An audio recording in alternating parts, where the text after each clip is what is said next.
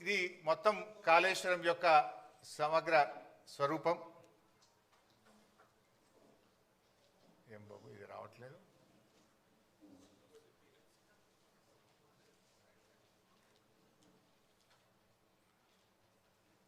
ఇది వస్తుందా బాబు? సో మీరు గమనిస్తే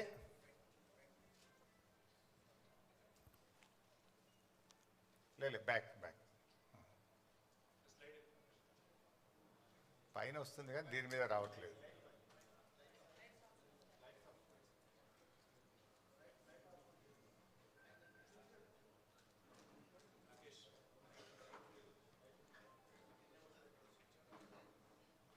పర్లేదు, నేను ఐ విల్ ఎక్స్ప్లెయిన్ హియర్.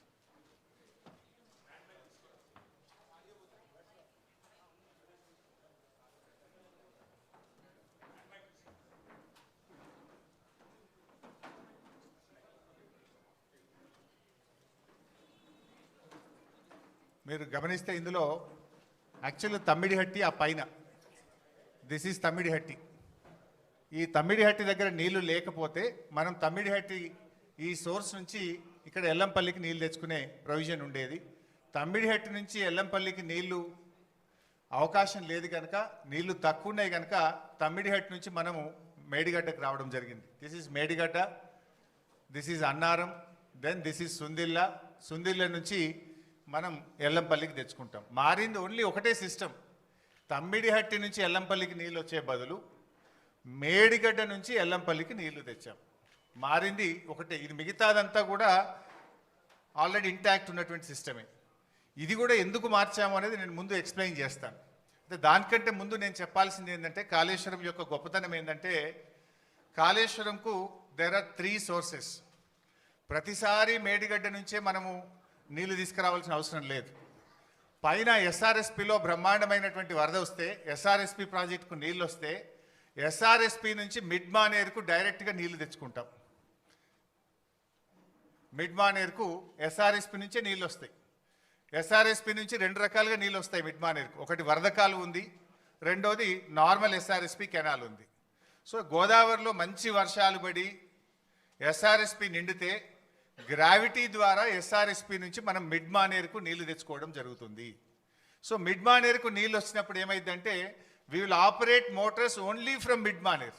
మన పంపింగ్ స్టేషన్స్ మిడ్ మానేర్ నుంచి వాడి అన్నపూర్ణ రిజర్వాయరు, రంగనాయక్ సాగర్ రిజర్వాయరు, తర్వాత మన మల్లన్న సాగర్, తర్వాత కింద కొండపోచమ్మ సాగర్, ఇవన్నీ కూడా మనం ఆపరేట్ చేస్తాం. ఇది మల్లన్న సాగర్, ఇది రంగనాయక్ సాగర్, ఇది Annapurna, then this is Mid Maner.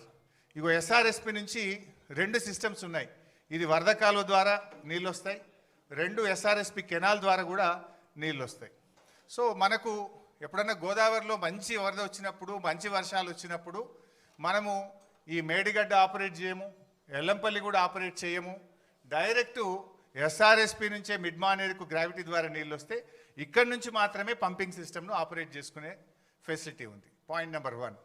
Point number 2, కొన్ని సందర్భాల్లో ఎస్ఆర్ఎస్పికి నీళ్ళు రావు, కానీ మనకు ఎల్లంపల్లికి నీళ్ళు వస్తాయి. ఈ పైన కడెం రిజర్వాయర్ నుంచి ఎల్లంపల్లికి వస్తాయి. ఎల్లంపల్లికి ఓన్ క్యాచ్మెంట్ కూడా ఉంది, కడెం క్యాచ్మెంట్ ఉంది. అప్పుడు ఎల్లంపల్లి నుంచి మోటార్ లాంచ్ చేసి మిడ్ మానేరు తెచ్చుకుంటాం. మిడ్ మానేరు నుంచి ఈ సిస్టమ్ అంతా కూడా నడుస్తుంది. ఈ 2 చోట్ల నీళ్లు రానప్పుడు, అంటే ఎస్ఆర్ఎస్పికి వరద నీళ్లు రానప్పుడు, కడెం నిండకుండా ఎల్లంపల్లికి కూడా నీళ్లు రానప్పుడు, ఎక్కడా నీళ్లు లేనప్పుడు కూడా తప్పకుండా నీళ్లు ఉండే పాయింట్ మేడిగడ్డ. అప్పుడు మాత్రమే మేడిగడ్డ నుంచి మోటార్ లాంచ్ చేస్తాం.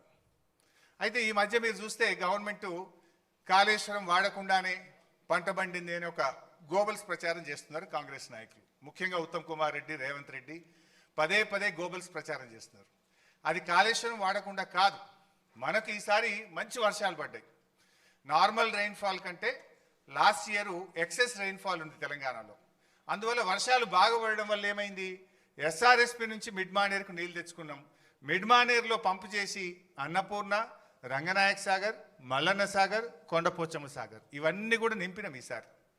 సో అన్నపూర్ణ కింద పంట పండింది, రంగనాయక్ సాగర్ కింద 1,00,000 ఎకరాల పంట పండింది, మిడ్ మానేరు కింద 70-80 వేల ఎకరాల పంట పండింది, కొండపోచమ్మ సాగర్ కింద కూడా పంట పండింది. అంటే మరి ఇదంతా కాళేశ్వరంలో భాగం కాదా? వర్షాలు బాగుపడ్డాయి కనుక మనం ఇక్కడ మోటార్ లాంచ్ చేయకుండా డైరెక్ట్ ఎస్ఆర్ఎస్పి నుంచి మిడ్ మానేర్కి వచ్చినాయి. సో మిడ్ మానేర్లో మోటార్లు నడిపినామంటే ఇది కాళేశ్వరంలో అంతర్భాగం. ఇక్కడ కాళేశ్వరం ప్రాజెక్టులో కట్టిన మోటార్లతోనే అన్నపూర్ణకు నీళ్ళు వచ్చినాయి. అన్నపూర్ణలో పెట్టిన మోటార్లతో రంగనాయక సాగర్ నీళ్ళు వచ్చినాయి. రంగనాయక సాగర్లో మోటార్లు నడిపితే మల్లన్న సాగర్ నీళ్ళు వచ్చినాయి. మల్లన్న సాగర్లో మోటార్ నడిపితే కొండపోచమ్మ సాగర్కు నీళ్ళు వచ్చినాయి. ఈ వ్యవస్థ అంతా కూడా పనిచేయడం వల్లనే పంట పండింది. మొదటి పంటకు రెండవ పంటకు. ఇక్కడ దుబ్బాక శాసనసభ్యులు ప్రభాకర్ రెడ్డి గారు ఉన్నారు.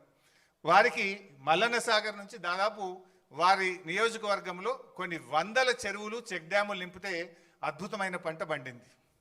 మెదక్ మాజీ ఎమ్మెల్యే పద్మాదేవేంద్ర రెడ్డి గారు ఉన్నారు.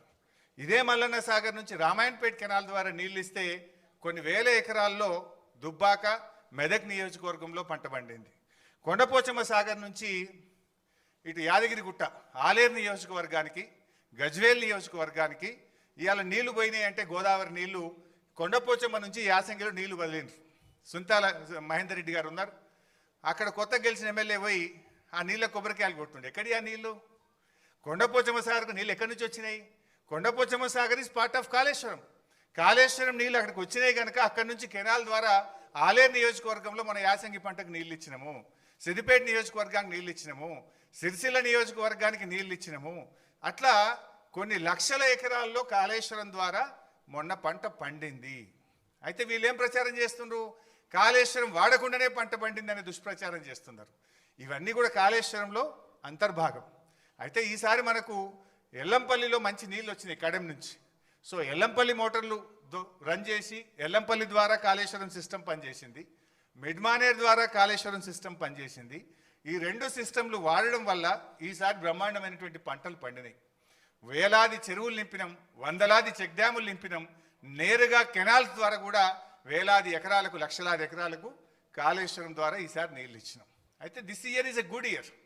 వర్షాలు బాగుపడడం వల్ల మనము మిడ్మానేర్ ఎల్లంపల్లి నుంచి మాత్రమే కాళేశ్వరం సిస్టమ్ నడుపుకున్నాము. దాని ద్వారా పంట పండింది. సో ఇప్పటిదాకా జరిగిన ప్రచారం ఏదైతే ఉందో వీళ్ళు రేవంత్ కానీ ఉత్తమ్ గారు చేసేది పూర్తిగా కాళేశ్వరం లేకుండా పంట పండింది అనేటువంటిది పూర్తిగా సత్యదూరమైనటువంటిది. So Kaleshwaram has 3 sources. మంచి వర్షాలు పడితే ఎస్ఆర్ఎస్పి మిడ్మానేర్ నుంచి సిస్టమ్ నడుపుతాం. యావరేజ్ రెయిన్ఫాల్ ఉంటే ఎల్లంపల్లి మిడ్మానేర్ సిస్టమ్ నడుపుతాం. బ్యాడ్ ఇయర్ అయితే వర్స్ట్ ఇయర్ అయితే కూడా మనము మేడిగడ్డ నుంచి నీళ్ళు తీసుకోవడానికి there are 3 systems. Current bill మీద కూడా కొందరు మాట్లాడుతుంటారు. వర్స్ట్ ఇయర్ మాత్రమే మనము Medigadda to Annaram, Annaram to Sundilla, Sundilla to Yellampalli, Yellampalli to Mid Manair మొత్తం సిస్టమ్ నడుపుతాం. సో గుడ్ ఇయర్ ఉన్నప్పుడు ఏమవుతుంది? ఓన్లీ 50% ఆఫ్ ద మోటార్స్ మాత్రమే నడుపుతాం మంచి వర్షపాతం ఉంటే. యావరేజ్ ఉంటే మనకు ఎల్లంపల్లి నుంచి నడుపుతాం. బ్యాడ్ ఇయర్ ఉంటే మేడిగడ్డ నుంచి నడుపుతాం. సో అందువల్ల కాళేశ్వరంకు 3 సోర్సెస్ ఉన్నాయి. సో ఈ సంవత్సరం కూడా కాళేశ్వరంతో వానకాలం పంట పండింది, యాసంగి పంట పండింది, భూగర్భ జలాలు పెరిగినాయి. మొన్నటిదాకా ఏదైతే కాంగ్రెస్ పార్టీ కాళేశ్వరం లేకుండా పంట పండిందని చెప్పిందంతా కూడా పూర్తిగా సత్యదూరమైనటువంటి విషయం. ఇన్ఫ్యాక్ట్ బీఆర్ఎస్ గవర్నమెంట్ రాకముందు ప్రాజెక్టుల ద్వారా చెరువులు నింపే ఫెసిలిటీ లేదు. కానీ కేసీఆర్ గారు నిర్ణయం తీసుకొని దాదాపు 3200 తూములు కెనాల్స్కు పెట్టి వేలాది చెరువులు నింపేటువంటి ఒక కీలకమైన నిర్ణయం ఆ రోజు బీఆర్ఎస్ ప్రభుత్వం తీసుకున్నది. అందువల్లనే ఇప్పుడు ఈ ఫ్లడ్ ఫ్లో కెనాల్ ఇది కూడా ఒక రిజర్వాయర్గా మారిపోయి ఈ ఫ్లడ్ ఫ్లో కెనాల్కు 2 వైపులా చొప్పదండి, జగిత్యాల, కొరుట్ల నియోజకవర్గంలో ఈ ఫ్లడ్ ఫ్లో ద్వారా కూడా పెద్ద ఎత్తున చెరువులు నింపే కార్యక్రమం కూడా జరిగింది. వాగుల్లో కూడా ముఖ్యంగా మొన్న కూడా నేను పంపినాం.